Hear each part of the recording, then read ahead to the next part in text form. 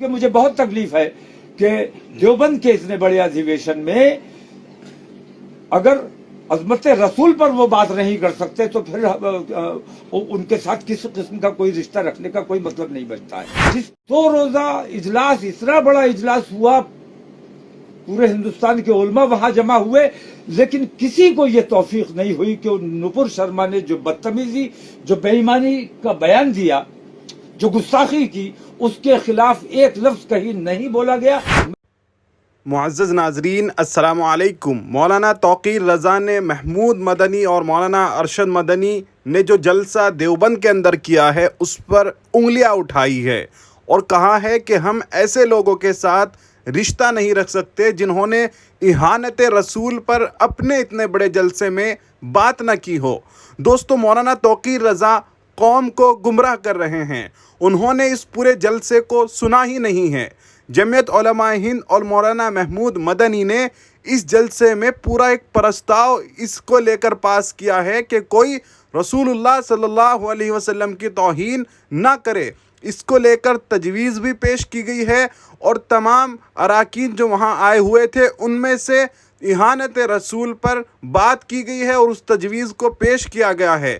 تو مولانا توقیر رضا اس طرح سے گمراہ نہ کرے. اور حق بات نیوز انڈیا پر وہ ویڈیو آپ کو دکھایا جا رہا ہے جس پر جمعیت علماء ہند کے پروگرام میں اہانت رسول پر بات کی گئی ہے اور پرستاؤ پاس کیا گیا ہے. سنیے اور شیئر کیجیے.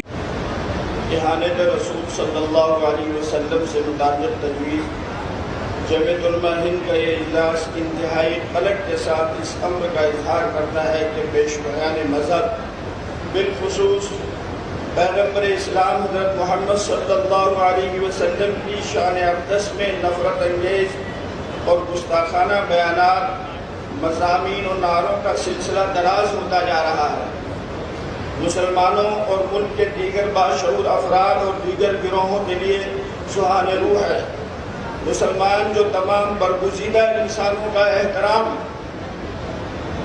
کو جزء ایمان سمجھتے ہیں، جب وہ معلم شرافت و انسانیت حضرت محمد صلی اللہ علیہ وسلم کے بارے میں گستاخانہ حرکتیں دیکھتے ہیں تو قدرتی طور پر ان کا احساس شدید ہوتا ہے اور وہ ایک روح فرسا اضطراب اور بے چینی میں مبتلا ہو جاتے ہیں.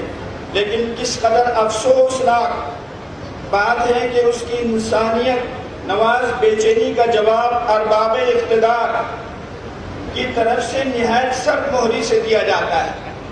اور یہ اس لیے دیا جاتا ہے کہ یہ اس طرح کے شوشے چھوڑ کر کے امت کے اندر بیداری کو دیکھا جاتا ہے کہ مسلمانوں میں کتنی بیداری ہے، اور وہ جھنجھوڑتے ہیں اور اس کا سروے کرتے ہیں اور اس کے بعد میں دیکھتے ہیں کہ ہاں اس پہ کچھ نہیں ہوا، کوئی لہد و لہر یا کسی طرح سے کوئی چیزیں حرکت میں نہیں آئی، تو پھر اور زیادہ دیگر وجوہات میں وہ اس طرح کی کوشش کرتے ہیں.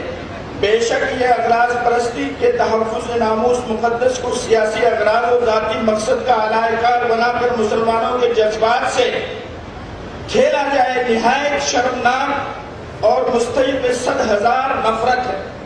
جمعیت علماء کو اس کا شدت سے احساس ہے کہ یہ واقعات جس رنگ سے پیش آ رہے ہیں اور فرقہ پرستوں کی سوچی سمجھی اسکیم کا نتیجہ ہے، اس لیے ایسے قانون کی شدید ضرورت محسوس ہوتی ہے جس سے اس قسم کے فتنہ انگیزیوں کا سدباب ہو اور پیشوایان مذاہب کی عزت و حرمت محفوظ رہے. اس لیے جمعیت علماء ہند کا یہ اجلاس ہدایات کا اعادہ. اس جیسا کارواں کوئی دکھلائے ہند کا پرچم بلند جمعیت علماء ہند کا. میں اپنی جانب سے اور پورے صوبہ اتر پردیش کی جانب سے اور یہاں پورے ملک سے آئے ہوئے اراکین منتظمہ کی جانب سے اس تجویز کی تائید کرتا ہوں. نبی آخر الزماں حضرت محمد مصطفیٰ صلی اللہ علیہ وسلم صرف مسلمانوں کے لیے نہیں، سارے عالم کے لیے رحمت بنا کر بھیجے گئے ہیں. کل ہماری قیادت نے یہ کہا کہ ہم ظلم سہیں گے لیکن ملک پر آنچ نہیں آنے دیں گے.